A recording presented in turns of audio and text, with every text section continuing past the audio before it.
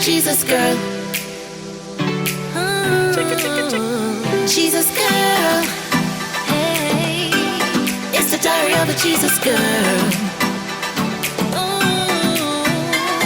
Let the wings of the Spirit of the Lord just a swirl. You are in it, but you know you're not a part of this world. And for the swine, you should never cast your pearl. Yes, it's just the diary of a Jesus girl. The diary of a Jesus girl. Welcome to the Diary of a Jesus Girl podcast, where we discuss real-life issues of the committed Christian woman. This podcast will inspire you to love Jesus and impact lives like Jesus. And now it's time for your host, Crystal Day, award-winning author, speaker, and Christian coach. So welcome to another episode of the Diary of a Jesus Girl podcast. And we are, I don't know if we're ending the money series. No, I think we're just getting started, to be honest. I never realized that's how much love time about money. It's sweet, mama, nah lie. So, I know for all you Christian folks, they're probably a little bit, I hope you're getting a little bit more comfortable having the money conversation, because what I'm going to say, money, yo, right?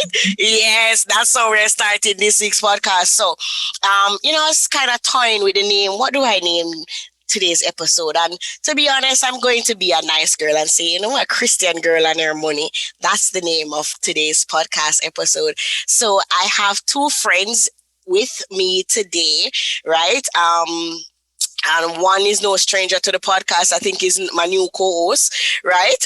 And yes, our newbie is in the house, but let me tell you, my newbie is a powerhouse, right? So I'm going to say, welcome Laurie-Ann Jackson. Welcome to the Diary of a Jesus Girl podcast. Thank you. Listen, Laurie, don't just say thank you. Laurie. My girl, thanks for having me. I've been seeing the series, been listening, dropping in, and I'm very honored to finally grace the waves, the airwaves of this thing. You're doing an amazing job, and I'm very honored to be here. So thanks. Thank you. So listen, I tell you, Laurie is a powerhouse. I know she's going to exaggerate with her 2 bachelor's degree, her 2 master's degree, plus a law degree, plus, she have multiple streams of income, my girl, she just nice, and she clean, and she cute, and I just like her, and she love Jesus. That's what you see. She loves Jesus, right? So I'm going to let Laurie introduce herself in a little bit, but welcome again, my co-host, Miss Natasha Crooks. What's up? What's up, girl? What's up? Right, so Natasha is a faithful listener, and right now she has been the most common guest on the podcast. But this one, we kind of promised you from her first time we interviewed her. We did promise that we are going to bring her back for the money series, right?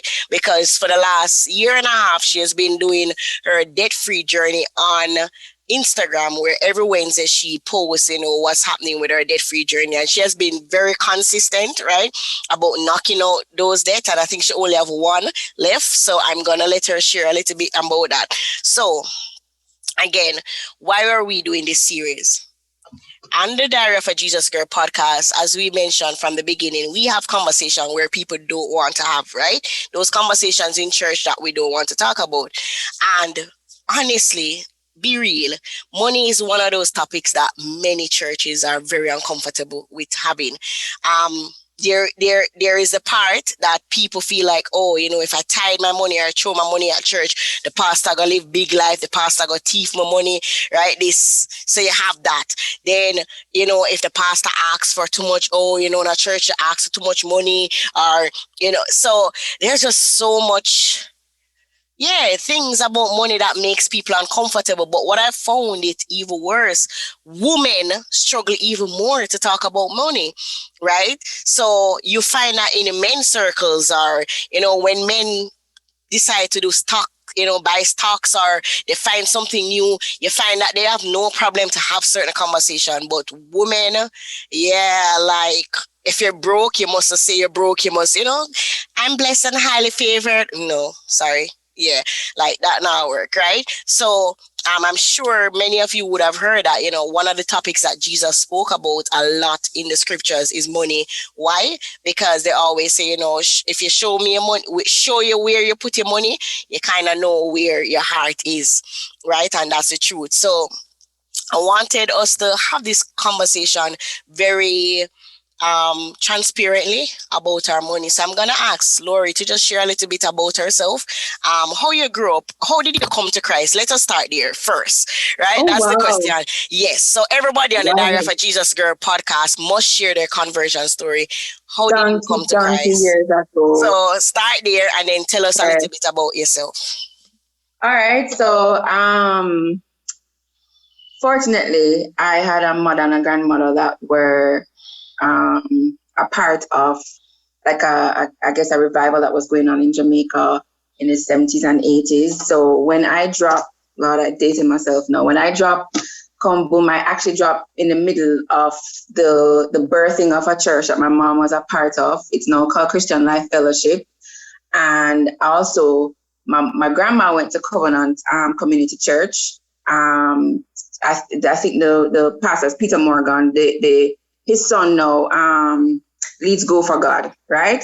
So that was my entry, and I went and grew up there, and I went to Christian school and thing. But as usual, you go, but you're not really in it really until I went to a convention that they had, like a crusade for kids for at Covenant, and I just after years and years of going to church every Sunday and going to meetings with my grandma, my mother, and whatever, it really, like the Holy Spirit really pressed on me that, it's time. It wasn't dramatic. It wasn't anything, never really doing or nothing. It's just literally like an amalgamation of everything I had learned, and it just kind of came together in that service, and I mean, it was like really powerful. The presence of the Holy Spirit was there. It was the first time I ever seen people speaking in tongues. It was lit, like literally like lit. And that was when I said, okay, I'm gonna do this for myself instead of just attending church. I'm gonna do this for myself. Obviously, so I was pretty young at the time, but obviously since then, the journey has not been straight. It goes so, it come, it up, it down, it all over the place.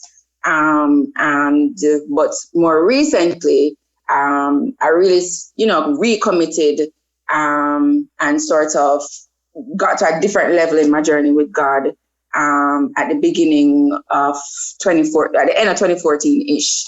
I had gone through a very long and hard season of just like not knowing what I wanted to do with my life. And I was in jobs, and I had left a nice government job that I had for a very long time, pack up, I moved to the country, and I went to just sort of like restart myself and my body. I was very unhealthy. I'd gained a lot of weight as well and whatever. And then, I said, I need to just restart. And I restarted. And at the end of this restart, I said, I did everything on the outside. I started exercising. I started eating right. I redid what I wanted to do from a career perspective, made steps to change that. And then I said, it's still not enough. I know something is missing. And I had avoided it for a very long time. And then I said, I had some forgiving to do. So I had some church hurt, church hurt. It hurt, I think, is the worst hurt sometimes. I had to deal with that. And in dealing with that, I finally allowed myself to go back into a church, and I found myself at TLC. And it's been a process of just healing and deepening, my identity in Christ, and just getting to like re-know myself. And, when you grow up in church, a lot of the times you tend to think that you have to be a nice, decent, pretty cute Christian girl. And that wasn't working for me. It wasn't. I wasn't allowing myself for God to be in my life because I was doing everything, quote unquote, or I was trying to do everything right. And when you try to do everything right, there's no space for God to show you who you really are. Like, there's just no space. You don't get to see him love you despite your imperfections. You don't get to see him, teach you what grace is and mercy. You don't, because you're supposed to be perfect. You don't get to see him lift you literally out of the darkest moment and just bring light to you. You literally don't get his salvation, him saving you from yourself. Amen. So it has been a period of me unlearning how to be a nice, decent Christian girl, which is very ironic. You bring me on a nice thing of a diary of a, Jesus girl. This is not a nice diary for Jesus girl at all. Because, girl, this period has been a period of seeing myself. But in seeing myself, I have seen and known more deeply really who God is. Yes. Yeah, that's me.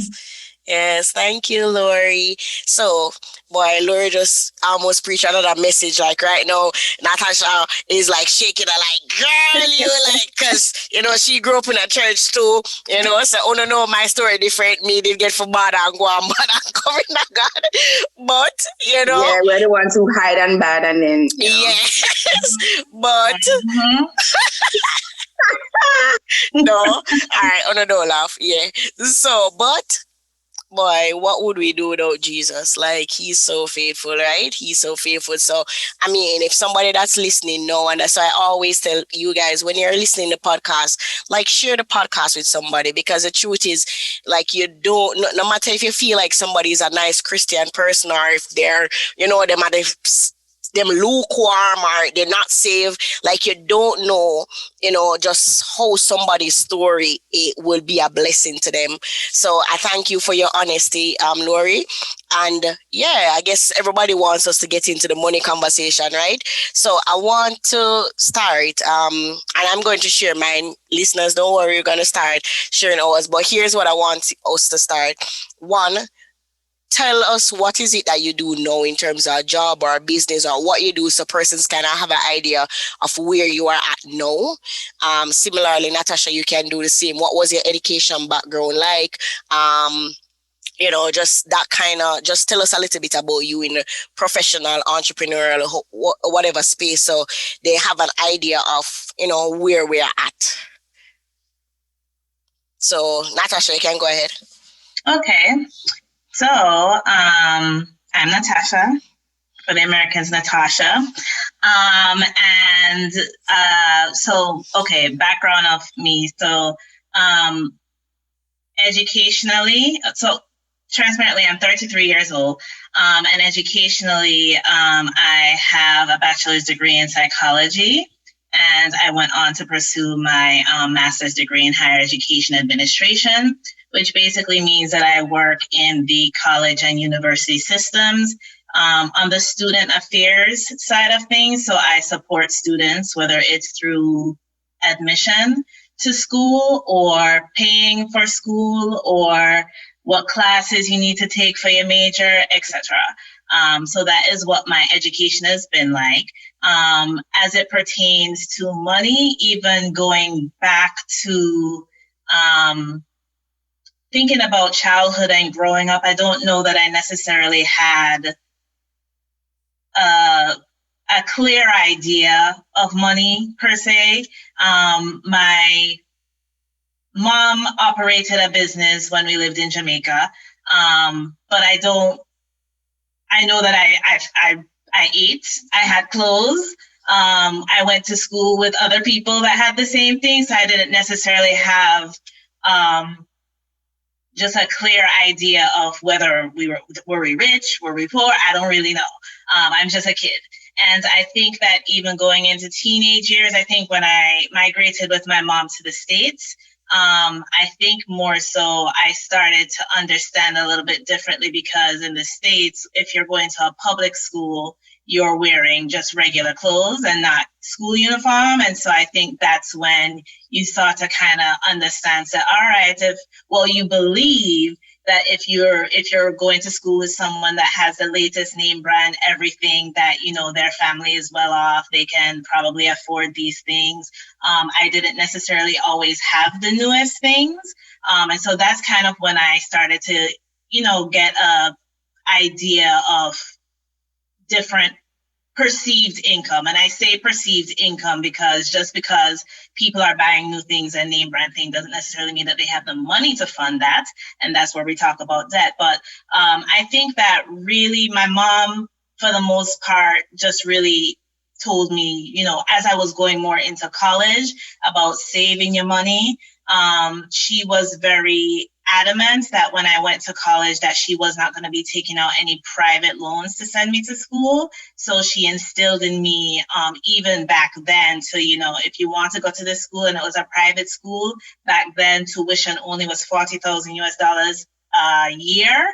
So with financial aid, whatever financial aid wouldn't cover, if you wanted to go to this school, we're going to have to work together, literally work together to pay this. And she worked hard to save her money to pay the rest of tuition. And I, at times, worked 3 jobs while maintaining a full course load to go to school. So I think that was kind of my first real introduction to money and how it works. And, it's a little bit now that, moving from Jamaica to America, money systems are a little bit different. So my mom has been sort of the trailblazer in learning what it is to have money in the States and, how to make it work, how to make money work with you. So my mom's kind of the trailblazer there. But yeah, that's really been my kind of education. It really didn't start for real until I was in college. Okay. All right, so I'll share mine, and then Laurie will go. So for me, I'm sure I would have shared my story, growing up in the inner city, the ghetto. I think very young you realize that, you're broke. you know that your parents don't have it, right? Because my mom at the time, she worked different jobs. So I think she was a secretary at one point, and then she became a security guard. And then my father, he made furniture. He made furniture. So, sometimes he might have jobs, then sometimes he don't. But I think when I remember when I was younger, to be honest, I don't remember going to bed hungry when I was younger, like up to about 10 thereabout. And then also growing up in the inner city, everybody basically have the same thing, right? I think we are a little bit more advanced than some of the persons around us because, for example, I remember we had TV, and most of the neighbors used to come over our house to watch TV, right? Because they didn't have TV. So some little things, so we didn't have it, but we initially had a little bit more than some of the people around us. But as I grew older, I think by the time I reached high school, I remember specifically in when I was in primary school, I met a friend. She attended a prep school. So she left from prep school to attend primary school. And they used to tease her a lot because, she was coming from the prep school. She was very proper. She spoke nicely. And we at primary school were just bad and get bear trouble. But for some reason, I was just drawn to her. And I remember she attended, Our Ladies of the Angel Prep. Stephanie, very good friend of mine now too. And I remember I was just so taken aback by how she spoke properly. And I always said, when I get older, my daughter will go to Our Ladies of the Angel Prep just because that young lady, like how I saw her behave comparing to us, it was just different. So I think I got to fix it. Like I was fixed on the whole prep school. Like, my child has to go to prep school because of that. When you went to high school, this is where you kind of knew that how broke you are, right? Because now you're in high school. A lot of the persons coming from prep school. I remember now in high school, even when I started high school, I had one uniform for like a whole year. Like my parents literally could not afford another uniform, right? Now, if anybody know me, I'm not the most tidiest person of them all. Like seriously. So to come home every day and wash your white shirt and I'm not gonna lie, like it was very, very like that's when you realize how bad it was. And going through high school, God has been so faithful that He would always send me friends that want to spend on me.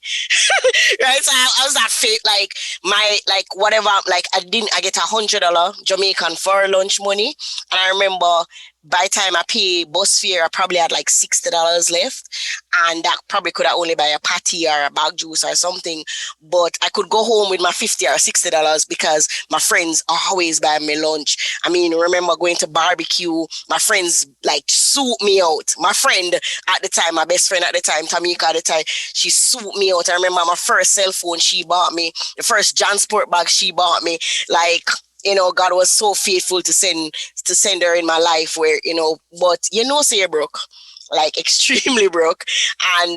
But in my mind was, as long as I get a good education, I get a good job, then I will be able to come out of, you know. I didn't know anything about debt. I didn't do any savings. You know, I was just when I did start work, I started working a full-time job at 16 because I went to sixth form for 1 year and I just couldn't, like, I was just tired of going to school and not having food to eat. And then at that time, Tamika never come sixth form with me. So like me up on the struggle bus all over again. And funny because God sent another friend, Terry, at the time that, you know, she did have my back, but I'm like, yo, no, I'm not going back to sixth form, upper six. I'm going to get a job. And I got a job. And at the time, again, you know, you were earning so, like, the bank, we went as a hard trainee and they paid us so little, but I learned to stretch the little, and I was able to go back to school part-time. And, you know, just to cut the story short, I mean, I did not, like, I took credit cards, go straight, like, just bankrupt the credit card. You know, I don't know, like, I know that I spent most of my money funding my education. I wasn't the kind of girl that would ensure that I buy a lot of clothes. Like, no, like I spent any money that I had to get education. As a result, I was able to climb up the corporate ladder. Now, currently, I am in too much debt, like too much debt. My credit, I never even know Jamaica have credit score thingy, right? Until like recently, when you know that you want to get a loan, and now you're like, no, you can't get a loan because your credit is that bad. So that's where I'm currently at. Leaving my 9-to-5 job and coming into entrepreneurship, I was a mess. Like I was a mess. But fast forward to where I'm at now. To be honest, I'm learning. So this is why I really think I want to have this conversation, because my main point is the people that you surround yourself with, they motivate you to do better. But I'll talk more about that. This is why I'm happy that I'm friends with people like Natasha and Laurie, right? But I'm going to share more about that later on. But that's where I'm at. I'm currently operating my own businesses. I'm doing it full time for the last four years. Crystal and I have not had to go to bed hungry. To God be the glory, right? I will still look nice. I will still manage, and I'm still, you know, so I'm looking forward to this conversation. So Laurie, your time, growing up, mindset, money, what your beliefs were, experiences. So for me, I grew up with my mother, my grandmother, my dad was in America. And I thought about this, and the recurring theme for me was learning from other people, the good and the bad, right? So very early, I saw my mother and my grandmother working. We never really have nothing. We always lived in a rented house. At one point, we lived in a garage that they converted into a 2-bedroom, if they could really call it that. Well, we made the most out of it. It was beautiful. We took what we had, and at one point I was an interior decorator, and we just used what we had around us, right? So we never have no whole heap of things, but they both worked. And my mom was very educated, and so I learned early as well that, you know, if you want to do well, you gotta get an education. But what I learned from my mother as well is make people pay for your education. It don't make no sense. My heart goes out to people who get into debt that they cannot live through to get at the thing that's supposed to get them out, traps them. So I learned very early from my mother to make other people pay for your education. And by other people, I don't mean man, I mean institutions. So I mean, that's your word, pan. I mean, that's your I mean, that's your Laurie. My mother got scholarships. She always got scholarships. And so she was not in debt for the degrees that she had. So I learned from her that. And then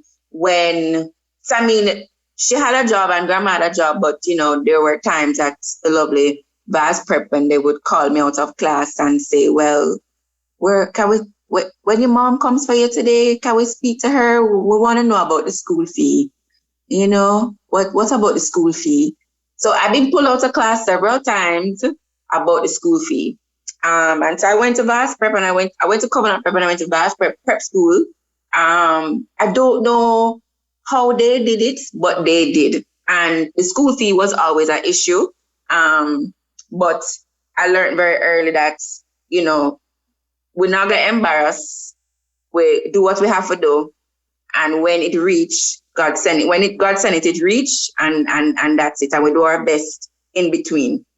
So, fast forward, I go to Immaculate now, and it's this or no. I realized, okay, so I go to school with girls who can fly to Florida, and go to Sawgrass Mall and buy Trapper Keeper and all these things, Space Maker, and them something there. I couldn't do that. But I had some awesome friends who I have to this day who embraced me into their families. And it's a group of 10 of us who we talk every day, literally. And we're it's, I don't know. We don't know how we managed to keep friendship from we're 11 years old till now, but we have. And we all came from different stations in life, but we managed to help each other through some very difficult times. First time I go, Norbrook is my friend house, or Cherry Gardens is one of them girlier house, or I remember my friend in Red Hills, first time I go up there is Shima Got. First time I go to Red Hills is Shima Got. I never know them place there. Hear about them, but to go to these girls' houses where, it's 2 and 3 stories, I learned early that this kind of life is possible, and yes, I learned as well, looking at their families, what their mother do, what their father do, like what are their sisters studying in school, like what how to do this. I was very curious how them do this, and outside of that, I just got to know them. Like we genuinely were very, very good friends. So I got to know them and their families. And I never really had no family, so to speak, of, no big family like they did. And they welcomed me and stuff. And, so I was able to see more. Additionally, my mother was a part of a company back in the day that was doing SAT prep. A lot of people went to school abroad through this program. And it's me and my mother one. So anything she do, me go. I used to just sit down in the back of the class then when she teaching English. And she taught English in those classes for 2 years, 3 years. And I was in the back of these classes, and praise God, I was in the back of these classes because I actually learned stuff. And then I actually learned again from people's experience. I saw when the kids got into college, and I saw which colleges they were getting into. So they were getting into schools like Mount Holyoke and Williams and Swarthmore and Cornell and Yale and, all its schools. You normally hear about foreign school as Harvard. Yeah. And, the two schools where everybody were called. I learned about a lot of schools through this program, and I learned that people were getting money to go to these schools. So I saw these kids get full scholarships to go to these schools. So I said, all right, cool. So is that what we're going to do? And my life changed, and I left Jamaica at the end of 5th form. and went to finish high school in America. But I took the principle with me, which is that I have to find a way for somebody to pay for me to go to school, because my father don't have it and my mother don't have it. And school of foreign is, as Natasha said, $40,000 a year. I don't even know, like, the money there. Like, what? What? Yeah. So we do what we do, and we take our SATs and we apply, and we I went to a mostly white public school. My mother chose that school because she did her research and she said, listen, this school is like number 5 in the country or top something in the States. It's like this. It's in this neighborhood. This neighborhood is an hour from where I'm going to school. But if you're going to make it, you have to go to this school. So she sacrificed. We'll go through snow. We'll walk through this. We take bus with everything just for me to go to the school. And praise God, that woman had enough insight to set me in that school, because a lady came there from Williams College one day, and the people them said, no, man, you don't need to go to that session. Not many people from our school have gotten into that college in years. It's a number 1 in college in the US. They come, but maybe you should look at some other schools. And I was like, oh no, though. I heard about this school from in Jamaica, and I'm gonna go, because I had known that a few Jamaicans had gone there. So I said, I'm gonna go. And the lady liked me, and she said, you know what? Email us, we'll send a ticket for you to come visit. I go to school, I visit, I love it, them love me, and they were like, listen, apply. I did not know I could, because my SAT scores was not like the best, but the people them said apply. So I said, all right, cool. And I did the best application I could do. My application was not a piece of paper. It was a basket with all of the writings, because I was a writer in high school. I compiled my writings beautifully. It was like a portfolio. I went hard, go hard. And the people them send back and say, yes, we want you, full scholarship. And so the principle of making people pay for your schooling, that was when it licked in my life. And I'm so thankful, because I still have friends who are carrying debt from their first degrees in US dollars and having to pay on Jamaican salaries every month to pay back the US government and these schools thousands of dollars a month, and the exchange rate keeps going up and up and up. So relative to your salary, that's not growing, at the same rate as the rate of exchange. It's hard. It's very hard. So I learned from early that principle to make people pay for your schooling. And as much as I could, I did that for the rest of them. And when I did my other degrees, I paid for them out of pocket. I made a plan and I said, this have to pay from what I have. So I saved, I put my money aside. I was paying for my law degree in pounds. But I said, it got to be done. So I saved. I never go nowhere. I never buy enough food. I lock up in my house because I had a goal and I saved for it. And I did that for 2 years. And the degree that should have taken 3 to 4 years took me 2, literally, because I was like, I can only afford to live like this for 2 years to pay a school fee in pounds. And so the other thing I want to share about the mindset that I developed is on the converse. I learned from people's mistakes as well. So certain little things that people got caught up in with credit card and so on, I didn't do it. So I was abroad and I didn't take on no credit. Like my friends had 2 and 3 and 4 credit cards. I didn't have that, and I've never had that. To this day, I have 1 credit card, and you would laugh at the limit that I have. I treat my credit card like a debit card, actually. I put money on there, I spend it, and that's it. If I need to spend more than the limit is, I actually put the cash on it so I can get the points to my rewards. So I can actually use it to my benefit. So I learned from the mistakes of my friends with the credit card, and also some of my friends with their mortgages as well. I learned a lot from my friends about what not to do when you get it, and how to actually qualify for your mortgage, and how to make what you have around you in terms of your various streams of income work for you to be able to qualify for your mortgage. But we can talk about that some more later. Yes. Listen.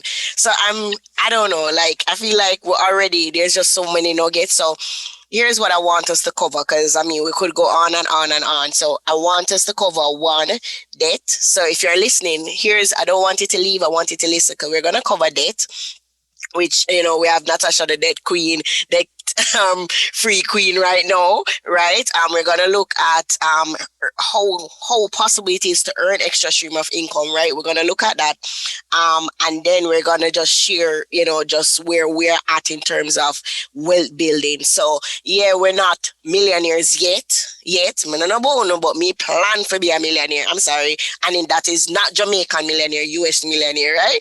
I was about to say Jamaican millionaire. You're crazy? No. From I started my business, I tell people I don't speak in Jamaican. Like, I don't. I don't. Like, I don't. It's true, right? So we're going to touch on that. And then, you know, so let's jump into that, right? So, Natasha, this is over to you. So, as I mentioned, like, boy, I think, so the difference with, like, Laurie, that would have seen, you know, different examples of credit cards. Are like, I don't know, I can't think of nobody that in a city with credit card, right?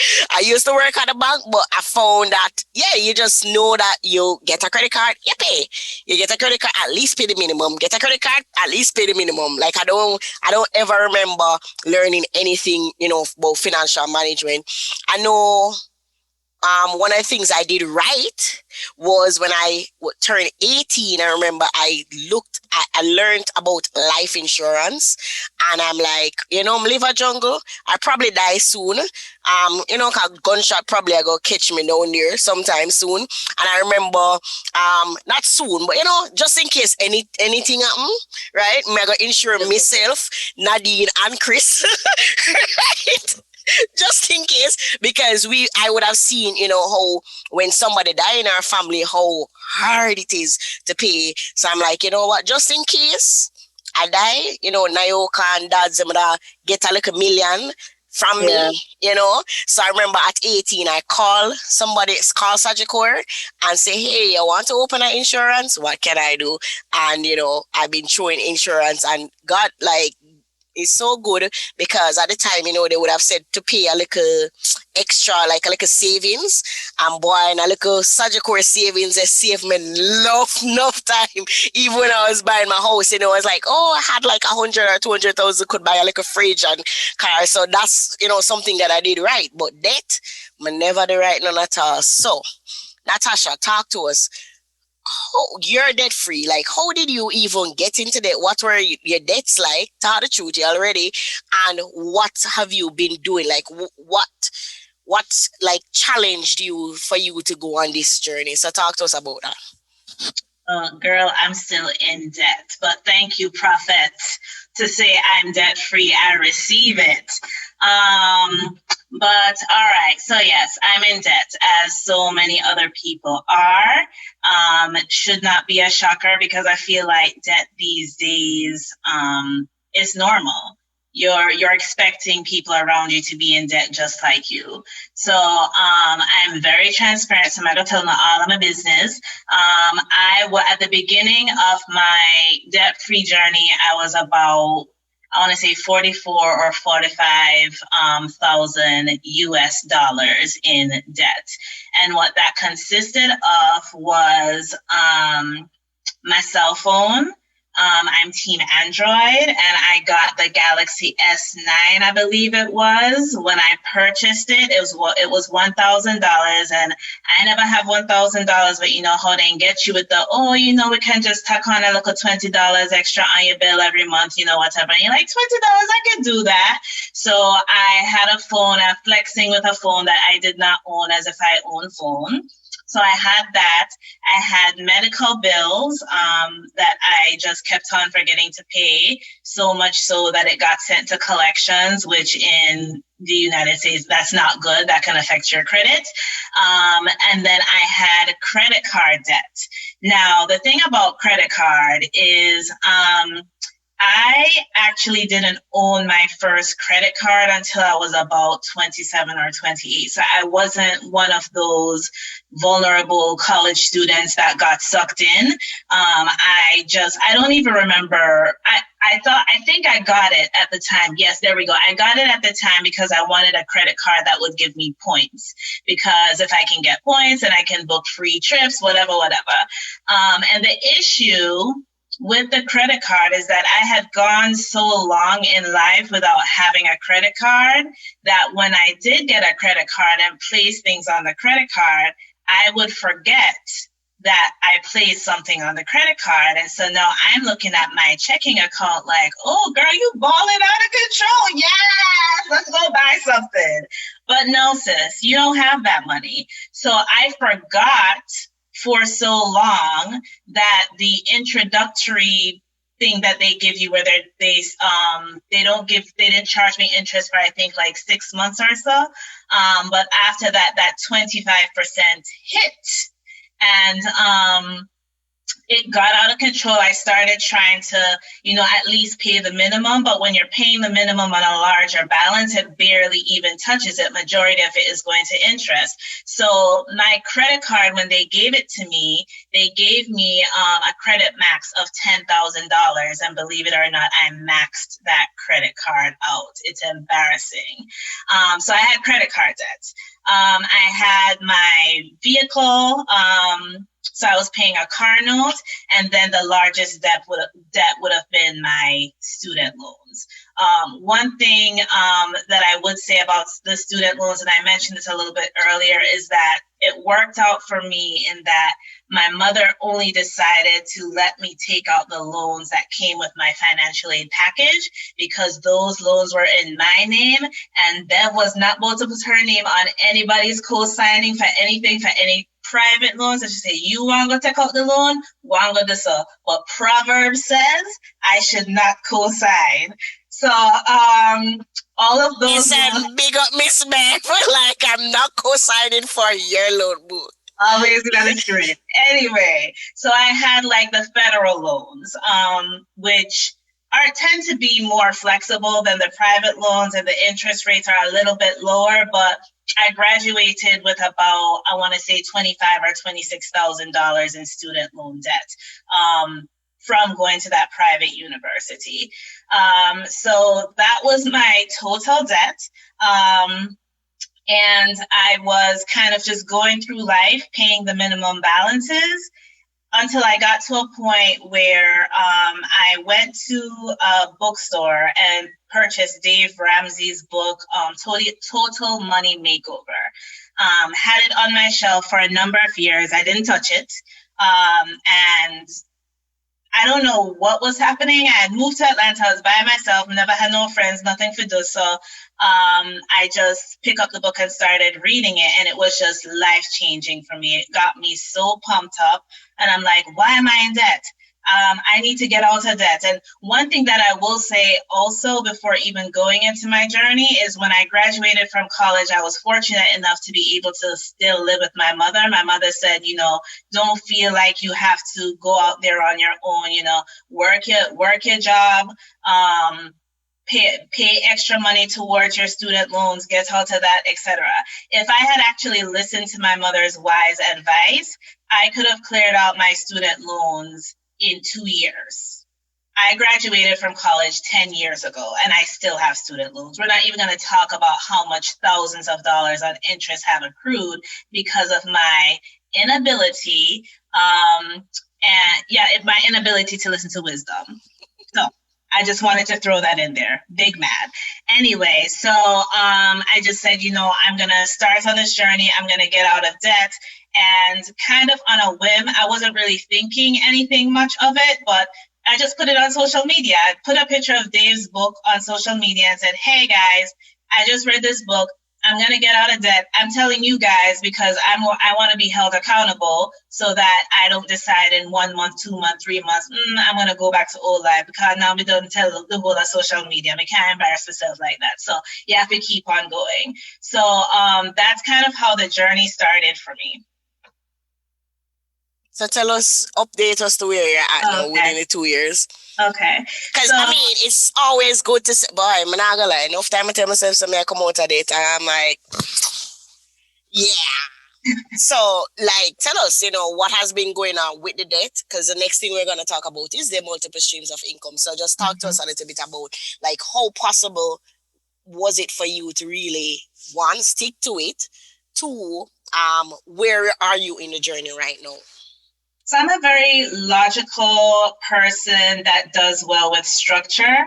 So anytime I kind of make a plan, it's usually easy for me to discipline myself and follow steps.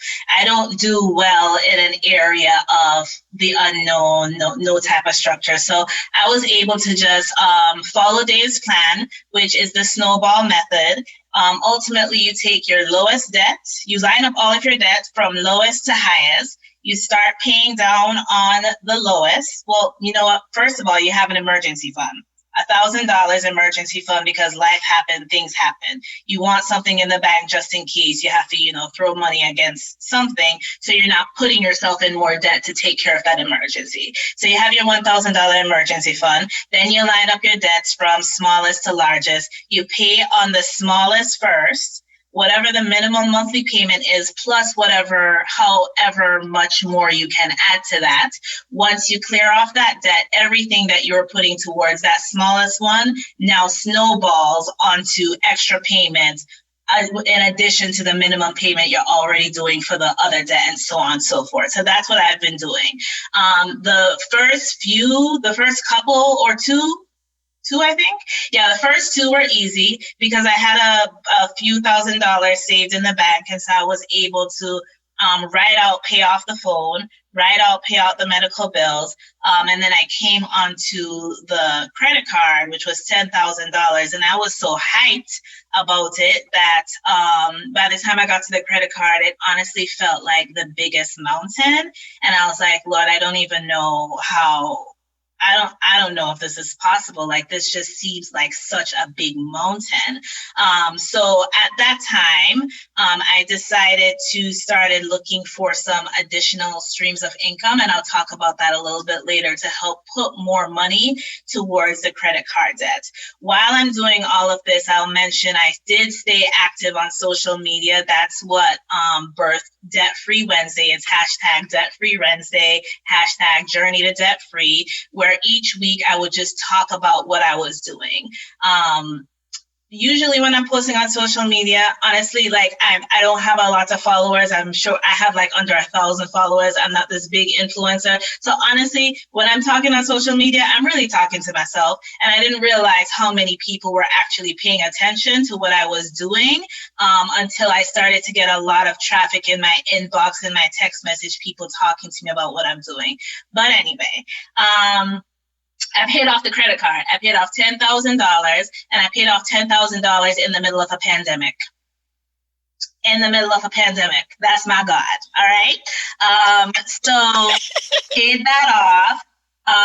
And then also in the middle of a pandemic, paid off my car. I now own my car. And I continue to pay off, and I'm let's see. Have I reached half point? I'm hovering right over the half point mark of my student loans. It's my final debt. And so once this is done, I'm done and I'm debt free. You go, girl. You go, girl. So listen, people, I want to interject here to say, like, when you surround yourself with the right people, you are motivated to do better. Let me say that. Hands down. Like, I feel like, the people that my friends are pretty okay. Everybody, I don't think we talk about money. I can't think of any friend, you sit down and really talk about money from me a big child. Me tell them, me I become a millionaire. Like that. Anybody in my family, you tell the Crystal is going to become a millionaire. She don't know when, but just know, say, as long as the Lord. But to be honest, like watching Natasha on her debt-free journey has been convicting for me. Two, having friends like Laurie that just are like, I want to buy a house, I want to buy a car. And I'm not going into debt. I'm not going to, and it's like, okay.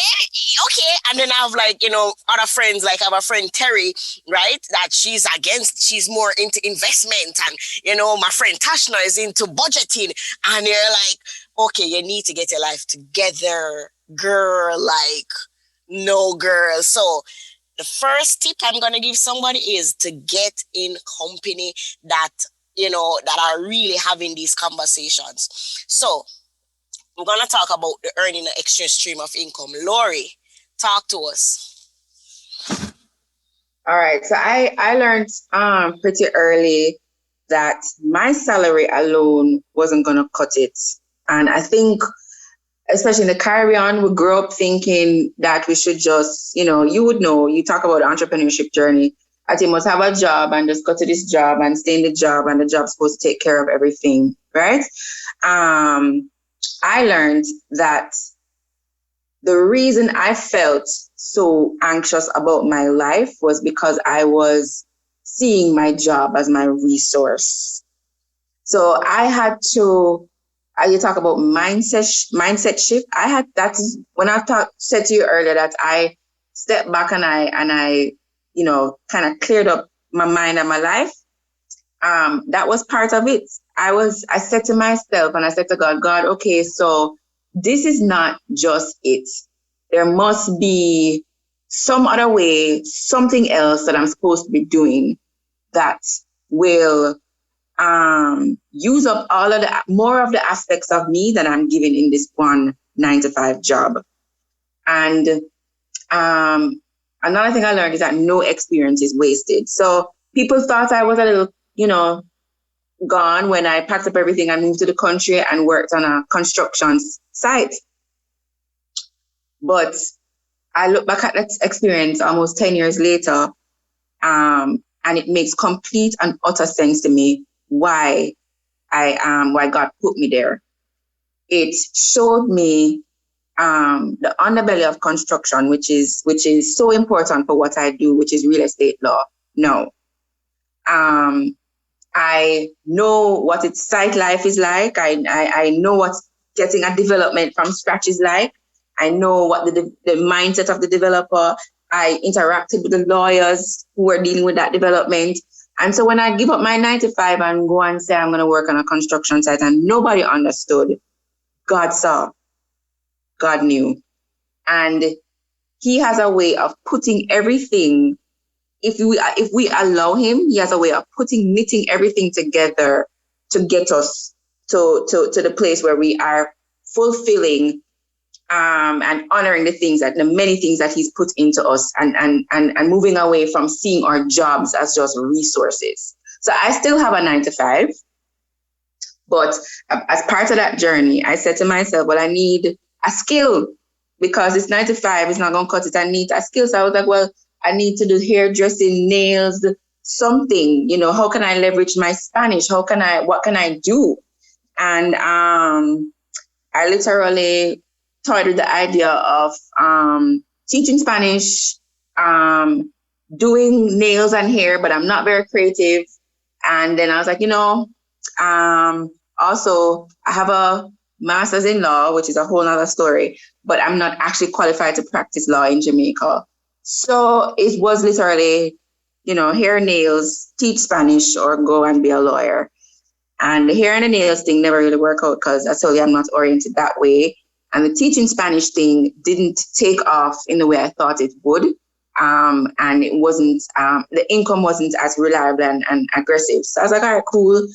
Let me just see how this law school thing go. And as I explained earlier, I save up my little money and pay the pounds to get the equivalent to practice here, and then went on to Norman Manley. And that is how I started in conveyancing, real estate law. And that was my first stream of income. But the thing I want to circle it back to, the not seeing your job as your resource, in setting up my practice and thinking about what I want, how this practice is supposed to run, I was brought back to something, a play and a book that I read in high school, A Raising His Son. And the mother in the book said, a man must walk on floors that belong to him. And that thing stuck with me. I don't even know when I read it, to be honest, but I know I was very young. A man must walk on floors that belong to him. I think it was one of the literature books. It was a must for the literature. Yeah. Right. And so Fast forward 2 decades later, this thing just kept dropping into my spirit. A man must walk on floors that belong to him. And over the years in my practice, that thing has rolled out, and it is now the thing that I orient my entire practice around. It is how it is the ethos of my practice. It's how I charge. It's how I decide which clients I'm taking. It's how I decide which projects I'm taking. Because this is not just a hustle. This is using the stuff, the experiences that I've garnered over the years, and the direction God wants me to go in to get this extra income. And so I honor my practice in this way. The next hustle that I have, I gave up on the Spanish, but just the end of last year, a brethren of mine was like, again, through this construction link, yo, Laurie, so I have some construction workers who coming through Jamaica, them need somebody to help them to translate and ting, and whatever. And I was like, well, I speak Spanish, so I guess I'll help. And then the people were just like, all right, so set us a bill. I was like, okay, I could do that. I could bill you. So it's turned out now into a whole nother stream. And it's been good. The lesson I've learned in having now 3 streams of income, I was talking to my friend about it today. One, I see my salary now as dedicated to dealing with my expenses. My practice is I leverage my practice to make big moves. So the second property that I bought, I leverage my practice to be able to qualify for that. And the third stream of income, I've designated for a different thing.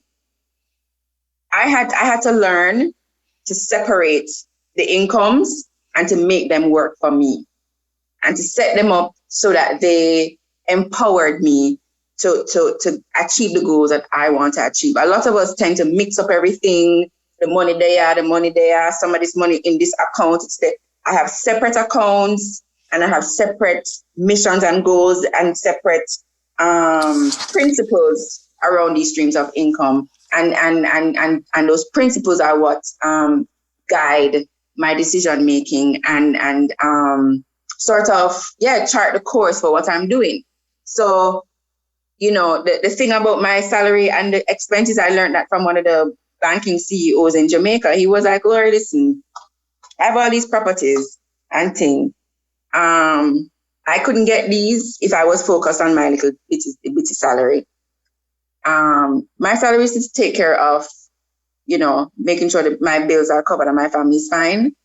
But you can't look to your 9 to 5. The reason you started hustling and trying to get these other streams of income is so that you have more leverage, so that you have more income that you can leverage to build your life.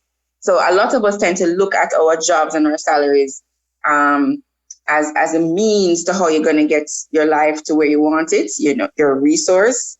But, we really should start thinking about it as just another thing in our toolbox that we leverage and set it up in our lives in a way that works for us. So we shouldn't be serving it. It should be serving us. Yeah. So, Natasha, you mentioned that you had to get some extra stream of income, or you felt like, no, this mountain, I can't rely on my 9 to 5. So, talk to us about your streams of income. So I'm what the Americans call the stereotypical Jamaican here, because I have 10,568 jobs. So, first of all, I don't make anywhere close to a 6-figure income. I am just a regular person with a regular salary, paying off this debt. So my salary is enough to maintain the minimum payments with some money still left over at the end of the month. But again, I wanted to start aggressively attacking. So I think the first thing that I did, what my mindset was I have a 9 to 5. My 9 to 5 is taxing. because I work with students and I'm an introvert and the interaction is a lot. So I wanted to find a way, how could I make the most money in the shortest amount of time per day? Set a goal for myself. I want to be able to make an extra $200 a week. And so I started looking for those types of opportunities. I started reading blogs on finance and side hustles. I started looking at YouTube. I started listening to podcasts to pick up what other people have been out there doing, because I'm not the first one who has gone on a debt-free journey. I'm not the first one to look for side hustles, so I don't really need to reinvent the wheel. So I went out there looking for what people have already tried, and they said this failed. So I'm like, not interested in that, and tried, and they're good at it. And I'm like, great, let's do that. The first thing that I came upon was mystery shopping. And so what that is I am an independent, well, all of these companies, I'm an independent contractor, but companies, well-known companies, hire me. I cannot say their names, but you know them. But they hire me to go in and pretend to be a customer in their establishment, because their employees are supposed to be giving a certain type of experience or doing certain things. And the goal is to go in, pose as a customer, and evaluate whether or not their employees are doing what they're supposed to do. So that was fun. I can tell you, in general, I've worked out for free. There are a lot of restaurant type of mystery shopping, so I can go and eat and I get reimbursed. So I eat for free, glory to God. So that's one thing that I picked up. I think the second thing that I began to pick up, because mystery shopping at that time wasn't happening consistently enough for me, I started doing ride sharing. So I became an Uber and Lyft driver. And I remember when I told my father that I was driving Uber, and he said, "You're gonna find go drive, turn taxi driver now." But I'm like, listen, we're typical Jamaican fathers, like, not me say they got school gonna do. Oh, you do what you gotta do. So I started driving for Uber and Lyft. I also drive for Grubhub. It's the ride-sharing version of just delivering food to people. I am an Amazon Flex driver, so I go to Amazon warehouses. I pick up the boxes within the order and things from Amazon, and I deliver it to you, or I deliver groceries. I think you just say hustle. You say hustle. I just hustle. And God has really been so faithful in that. There has never been a week. This September will be 2 years that I'm doing this now. And there's never been a week where I have not been able to meet my goal. Again, even during a pandemic. Before I started with Amazon, I was mainly doing Uber and Lyft, and up to last year, when they started shutting everything down due to the pandemic, I was like, oh my goodness, like my hustle is gonna have to stop, because we're in COVID. I don't want to have people in my car catching COVID, whatever. Caught COVID anyway, but anyway, I had to stop. And I was wondering, like, Lord, how is this going to continue? And just as that stopped, the opportunity for Amazon fell in my lap, and Amazon is a way for me to get the same amount of money that I would have gotten with Uber during the same amount of time, and it's social distance. I never see anyone. It's way safer. Yeah, way safer. I just drop it off at people's houses and go on about my business. I don't have to have anyone in my car. The Lord dropped that. And even shortly after I started Amazon, Crystal, as you'll remember, we catch COVID. I stopped Uber and I still catch COVID. I might as well have just gone on with Uber. But anyway, catch COVID. And for 2 months, I was out. I couldn't do anything. And the accident to their feet. Your foot. I never broke my foot. Yes. So I got COVID for 2 months. Went back on the road once I was healed for about 3 weeks, broke my foot, and gone again for another 8 weeks. So, but even in that, just the faithfulness of God, the income that I would have gotten during that time that I was out and was missing it, God just placed it on people's heart to just start sending me money. I never missed 1 cent of what I was supposed to be getting. Oh wow! Listen. Well, I feel we're gonna wrap up because, boy, but I wanted to just share some of the tips that basically, all between Laurie and Natasha have been saying, because you guys know that I'm into the notes. I am very practical. Like, I learn practically, right? So I'm just saying some of the things that we would have said so far. So 3 main things that came to mind when it's come on to wealth, when it comes on to, going after any goal financially. 3 things that came to mind was, 1, you need to have a desire. What is that desire, right? What is it that you desire to do? 2, you need to develop a level of discipline. So, Laurie would have mentioned, let me backtrack. So with desire, and that's simply just setting some goals, right? So Laurie would have said, boy, I see myself going to a school internationally, right? Natasha would have said, boy, after reading this book, no, I need to tackle my debt, right? So the desire. And for me, I think, I've just kind of always desired to build a business that was flexible, right? Like I saw myself having a business where I can go anywhere in the world to work, but also able to have an impact in Jamaica. So that's why I set up, my business like this. Then 2, the discipline, right? So Laurie would have mentioned that for 2 years, she stopped going out, stopped looking, not look pretty, you can't eat out, you can't, right? Every single money that she had was to help her to pay for this income, pay for this, for her law degree, right? Natasha would have mentioned, just the discipline of, okay, all right, I need extra streams of income to do this because my salary alone can't do it, right? Instead of, I interject to say, I'm sorry if this hurts some people's feelings, but I'm not sorry. Like, excuses don't pay bills, right? Excuses don't build wealth. Excuses is why you are where you're at. So, let me scratch. You have no excuse. Right? No, I don't have the time. I don't have the qualification. Thank you, Holy Spirit. I hear somebody say, but Laurie's educated, Natasha have degree. You hear this girl say, a taxi should I drive? No. No. Pull up. You realize this master student, no found though, have not even degree. And who do you think about China taxi because you're not too cute?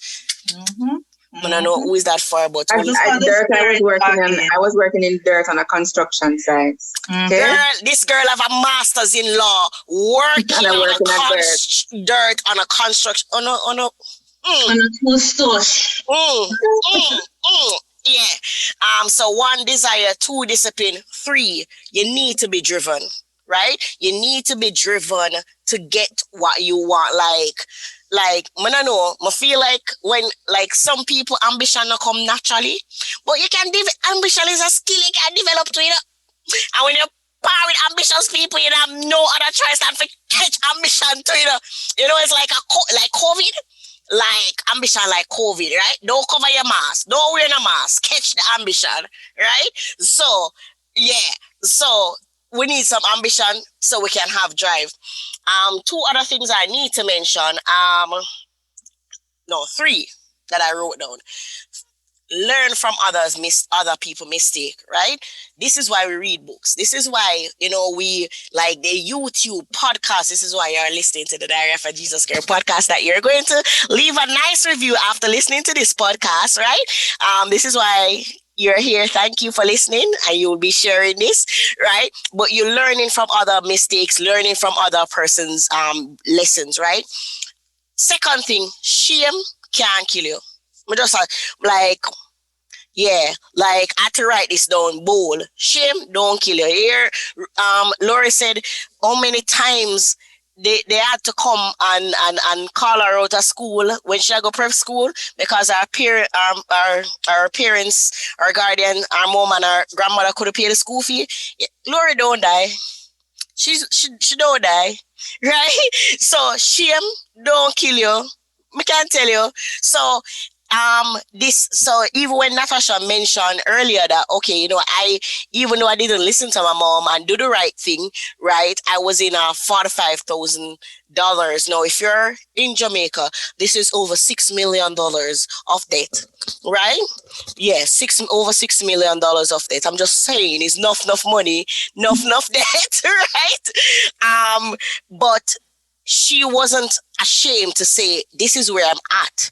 But you know, as Nesbeth said, look at me now, right? So in less than 3 years, she's going to knock off that debt, right? But suppose she didn't make shame. Oh, you know, I'm ashamed. Shame don't kill you. I just needed to say that to somebody. And the last one was dreams are possible, right? Dreams are possible.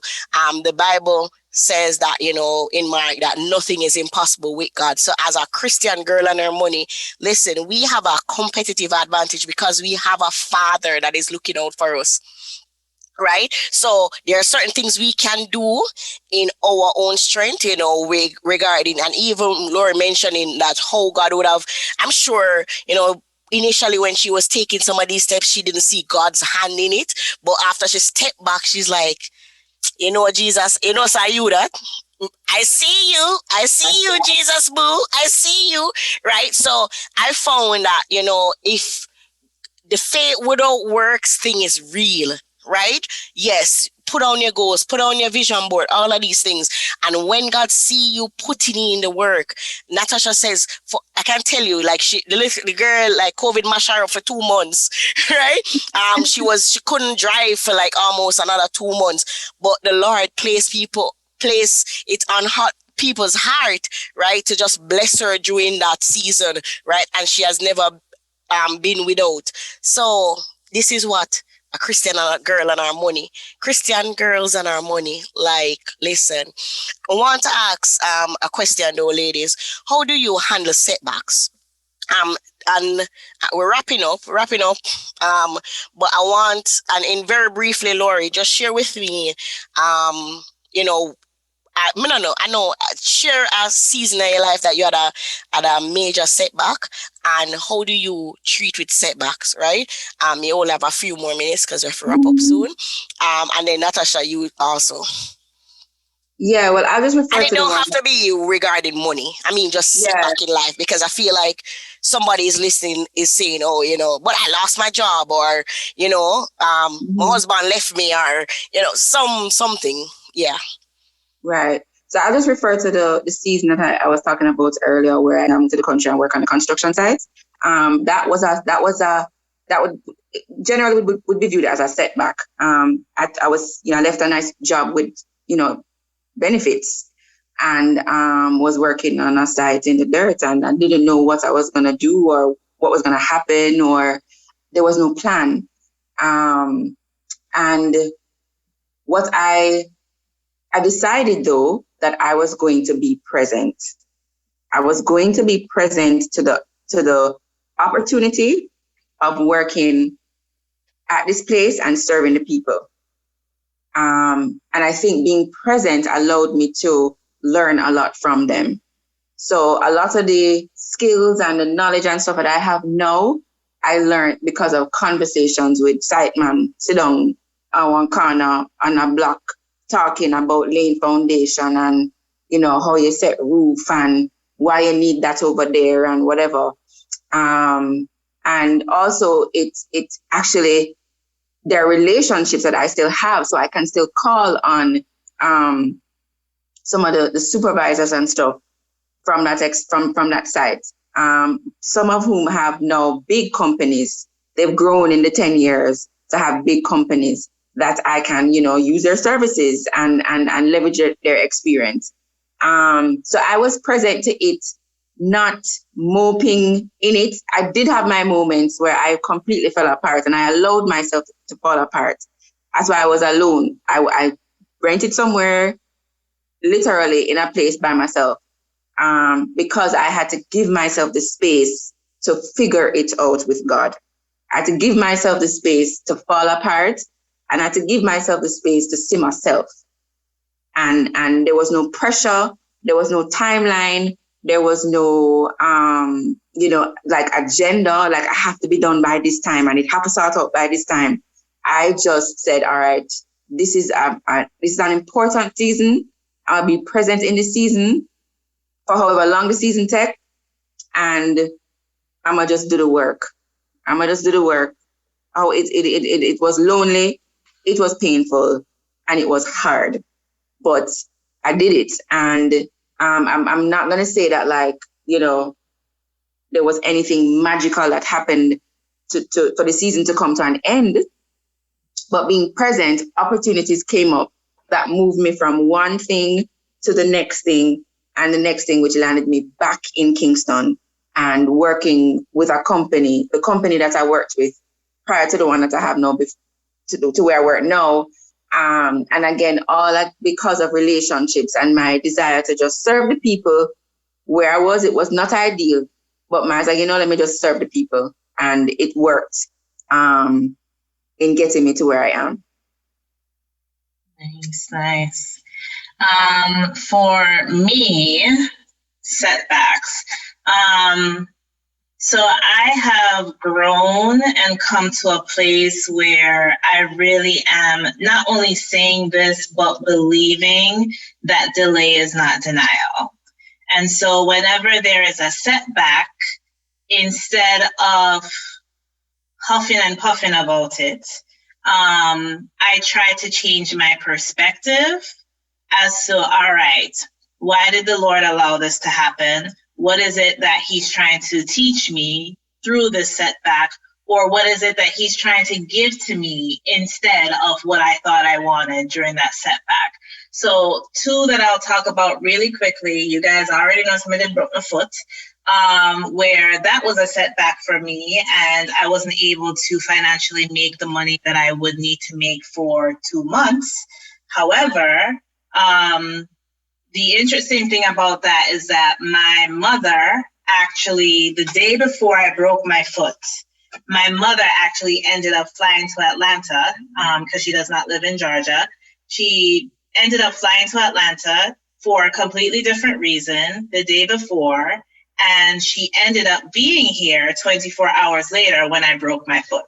And I was completely immobile. I couldn't really move around the house or whatever. So even though for 2 months I wasn't able to make any money, number one, my mother was here. She was working from home, and the Lord used that season for us to be together for a long period of time. Her trip got extended so that she could continue to care for me until I was mobile. And that time with her was just so sweet. And it's time that I would have never gotten had that not happened. And so changing my perspective and seeing what God was doing in that season. And then, Crystal, you know about this because this is a brand new setback, but I recently found out, this is now happening right now. I recently found out, I went on a fast. I'm still on my fast, but I went on a fast. I'm on day 1 of the fast. I'm feeling high in the spirit, close to God, dancing around, nothing can go wrong, until I receive an email from my HR department that, long story short, informs me that they made a mistake on my tax withholdings last year, and they did not take out any federal taxes out of my paycheck for all of 2020. And so what that means is, now that we're in tax season right now, I am going to owe the government thousands of dollars. I'm supposed to be on a debt-free journey. I'm supposed to be using my thousands of dollars to go off and pay whatever I want to pay off. And in that moment, I just want to encourage anyone who's listening to this that in that moment, for a split second, I did feel down. And I want to validate that and encourage you to, feel the feels. Your feelings are real, but don't stay there. So I felt that for a split second, and I was like, well, you know what? I don't know what's going to happen, and I don't know how God's going to work it out, but he's going to work it out. So back to my high dancing around with Jesus, because I'm not even paying attention to what this setback could be. I already know and trust that God will figure it out. And because of time, I won't go into details, but he did figure it out. So it's going to be fine. I'm not paying any of my personal money for the taxes. Amen. Amen. Amen. So listen, this is Christian girl and her money. I don't know. I think one of the major lessons I need somebody to get from this is that this faith thing is like real. Like my Bible school teacher would always say, the things that are unseen are actually more real than the things that we can see. Because, when you think about any invention, it was in somebody's imagination before it came to life. So this faith thing, standing on faith, that no matter, listen, people, when I tell you, like, a point, I just never want to answer my phone because I don't know if I NHD, I don't know if I customs, I don't know if I don't know who I got call right now. Like, depression upon depression, like, okay, like, listen, you're just making enough to survive. You don't have no money for pay no debt right now. Like, right now, come sell me. Like, I remember I don't remember who called. I think it was the NCBI. Like, listen, I cannot afford to pay you, so tell you what. Tell me how much more worth, and you're gonna sell me, and then, like legit, and I wasn't being rude, but I'm like, I don't know what to do. Like, but God has been faithful, God has been faithful, to just work things out. But we don't want to just sit and expect God to just work it out. There is a work for us to do, right? And we did talk about the desire, the discipline, and the drive. So the final question, ladies, right? So 3 single women are on this call, right? So we don't have no husbands yet, right? I said yet because I see them in the future. I see them sooner than I expect, right? So how are you preparing for one? Suppose you earn more money than this man. Like, I don't know. Let me not pretty up, because on Diary of a Jesus Girl, we're not really pretty up now. Suppose a man not make as much money as you, right? Like, Laurie, you're a liar, you're this, or you're that. Suppose to look a taxi man, look a barber, a step to you. Talk truth, right?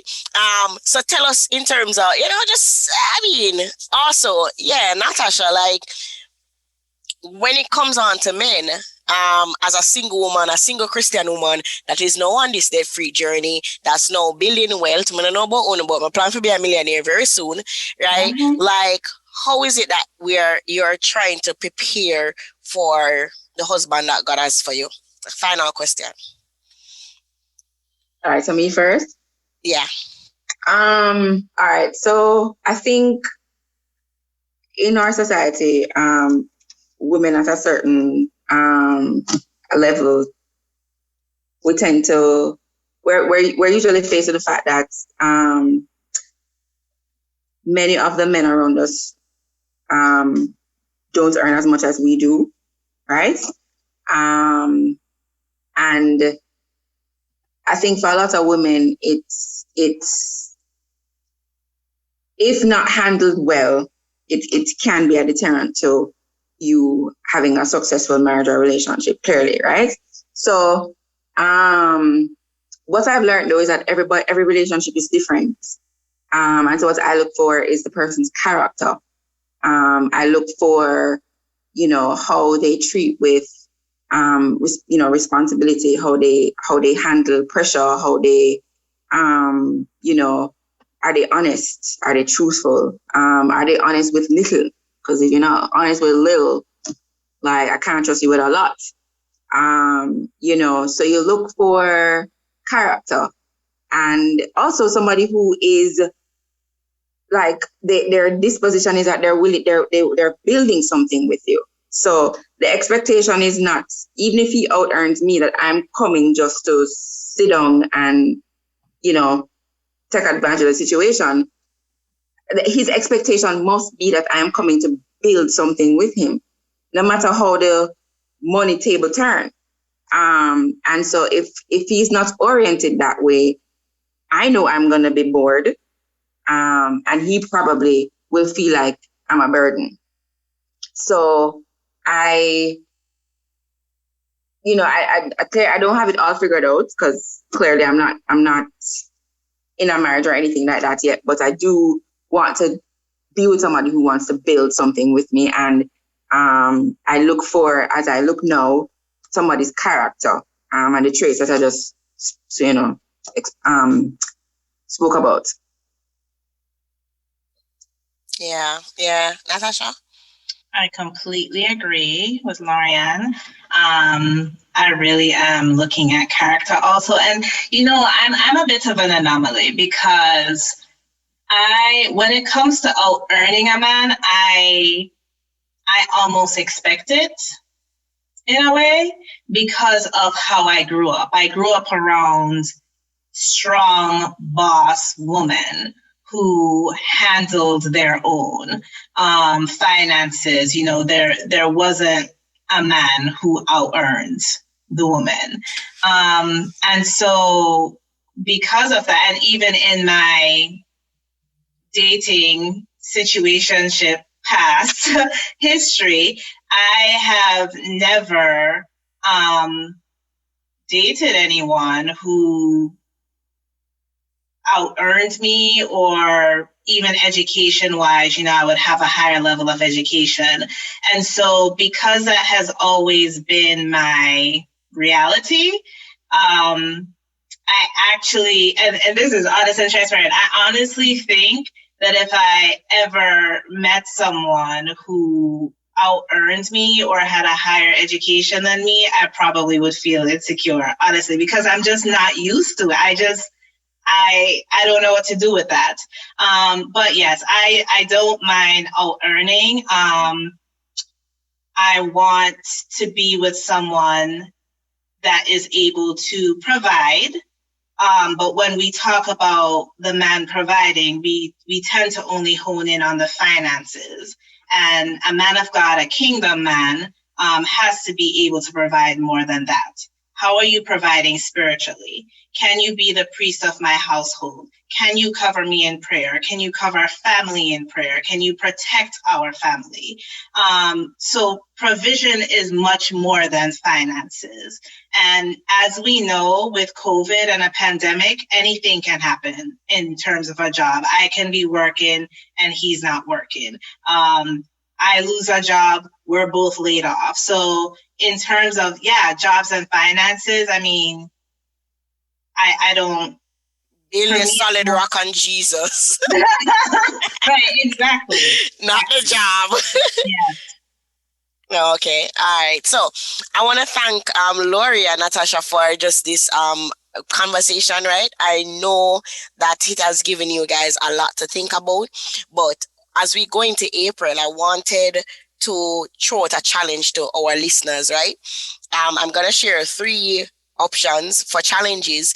And, if you want like a list of challenges that you could take on, I want you to email me and I'll give you a PDF, with a checklist with different challenges that you can take on financially to help you. So 1, I want you to consider doing a no spend weekend challenge. So what statistics would have shown that we actually spend far more money on the weekends, most of us, than during the week, because most of the time on weekends we're eating out, from Friday. If you're in a Jamaica, Friday night, a KFC night, right? And KFC is not cheap anymore. Hello, right? Like fast food is so expensive these days. Like, what do you got Burger King? I'm like, what?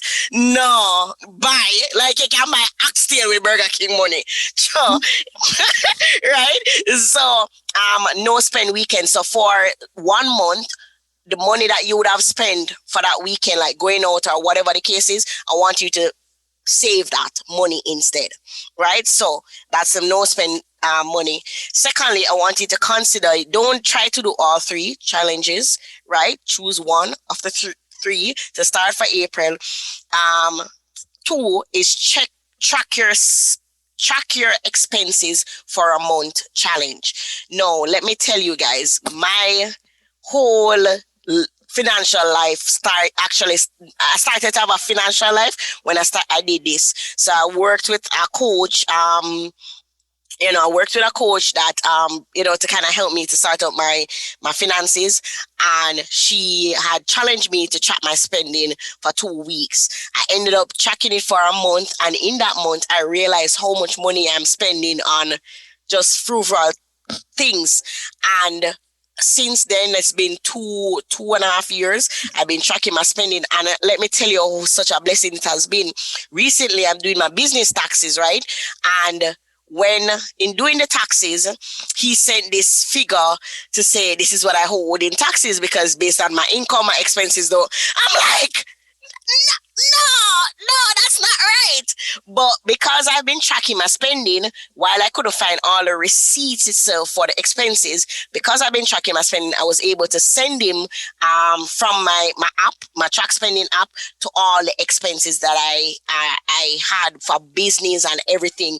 And because of that boy, that saved me, that track your spending thing, listen, please. So you can consider that.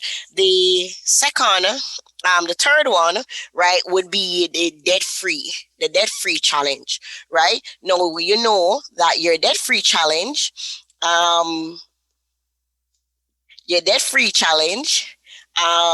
would now be something more long-term, right? Your debt-free challenge would be something more long-term, like Natasha, first starting with getting some book, right? That would help you with that. I'm currently reading Clever Girl Finance, so that has been good. And the Total Money Makeover by Dave Ramsey, that is also well recommended. So, choose a book to read, but also, start looking at the debt-free journey. But I do have some other ones, a list of, I'd found about 8 or 9. So if you want the list, and then I want you for April, right? Because we are Jesus girls, right?